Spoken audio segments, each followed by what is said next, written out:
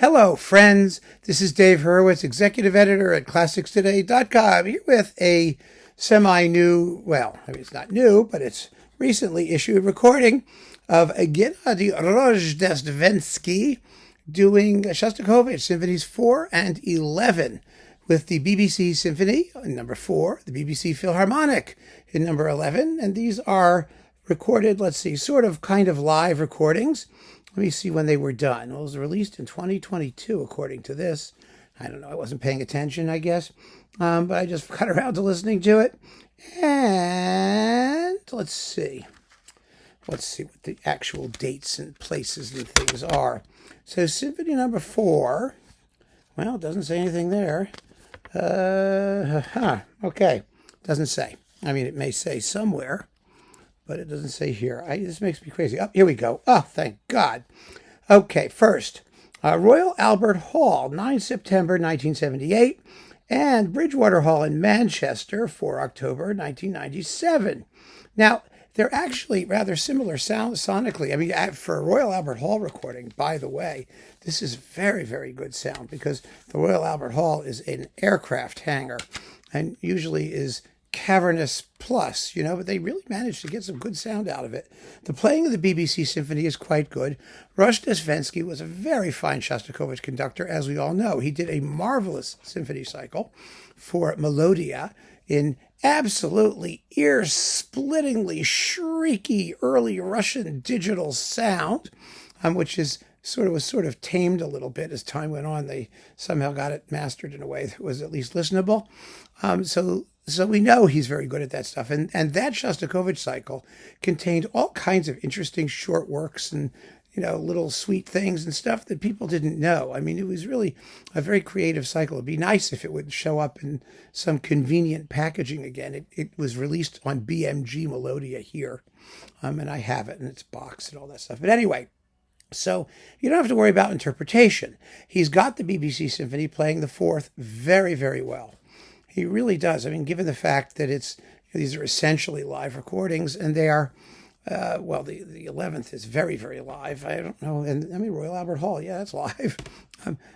May not sound it always, but it is live. So they really did a very fine job for a one-off swing through a very, very difficult work. We all know how tough the Fourth Symphony is. I love the Fourth Symphony, don't you? I mean, it's so cool. It really is.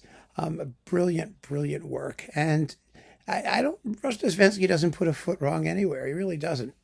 And he lets the orchestra, they really dig in. They really play. He gets them to play. And he's not doing his slow-mo business, which he does in a lot of other music. He was known as a conductor of a certain heaviness, and he's tended to take things at relaxed tempi. But Shostakovich isn't. It's urgent and effective, and it's perfectly fine. Now, number 11, of course, is a bit of an issue because the 11th is, the socialist realist symphony par excellence. I mean, it has like all these revolutionary tunes and things like that in it. It depicts the massacre in front of the Tsar's palace in 1905. Rozhdestvensky makes a lot of the massacre. That he does take at a fairly gradual tempo. The problem with the 11th always, in my view, is the first movement, which is, anywhere from 15 to 18 minutes long, and which does everything it's going to do thematically in the first 5 minutes. And so it just keeps going and going and going, and you have to sustain it, and it isn't easy. The first performance, I think, that really took a slow tempo and maintained the tension and atmosphere was Pavel Berglund with the Bournemouth Symphony Orchestra, but Rozhdestvensky does a good job with it. Now, the second movement is where the massacre happens, and it has huge climaxes in between the final one. And in his Melodia recording, Rozhdestvensky added some really flashy swats on the tam-tam at the big climaxes. Da, da, da, da, da, da, da, da, crash. That was marvelous, but it was wrong. I mean, it was great, but it wasn't what Shostakovich wrote. He waited until the massacre before he really unleashes the entire percussion salvo. And that's what happens here. Rozhdestvensky plays it straight, which is fine. And the second movement is marvelous. And the last movement, the slow movement is marvelous and mournful. And the last movement is terrific. I mean, it really is. The only thing it's missing, I think, is a real clangor of bells at the end. I would like to have it. And of course, at the very end, the thing just cuts off, and usually there's this overhang of bells, that's dissonant and very alarming and disturbing and wonderful. It's like the big tam-tam swat at the end of the Rachmaninoff symphonic dances. It should hang over. But here it's a live recording, and of course with the cutoff, the audience screams and jumps up, and you don't hear anything, which I was shocked, I tell you, when I heard that. And curiously enough, on the same day that I was listening to this, I got an email from Leonard Slatkin, who had seen my video of his first St. Louis Rachmaninoff symphonic dances. And he pointed out that, the tam-tam swat at the end of the Rachmaninoff symphonic dances never works live because people start applauding immediately. And I said, and one of you mentioned that too. And I said, well, if you keep your arms up, you do this stuff, because we did it. And we did that and it worked. But of course, we were doing the Sunday matinee of a community orchestra in the middle of Manhattan, and the average age of the audience was about 165. So, they may not have even realized it was over. And they were always kind of slow on the uptake with the applause. A regular audience at a normal concert would probably be on its feet going crazy, as Maestro Slatkin indicated.